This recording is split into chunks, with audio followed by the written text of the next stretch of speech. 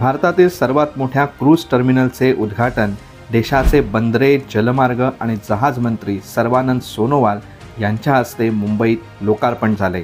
तब्बल 4,15,000 चौरस फूट इतक्या अवाढव्य क्षेत्रात असलेल्या टर्मिनलवरून प्रसिद्ध कार्डिलिया क्रूजला हिरवा झेंडा दाखवत याचं उद्घाटन झाले। सध्या भारतात असलेल्या विशाखापट्टणम, चेन्नई यानंतर उभारण्यात येणारे हे तिसरे टर्मिनल असून हे सर्वात मोठे आहे।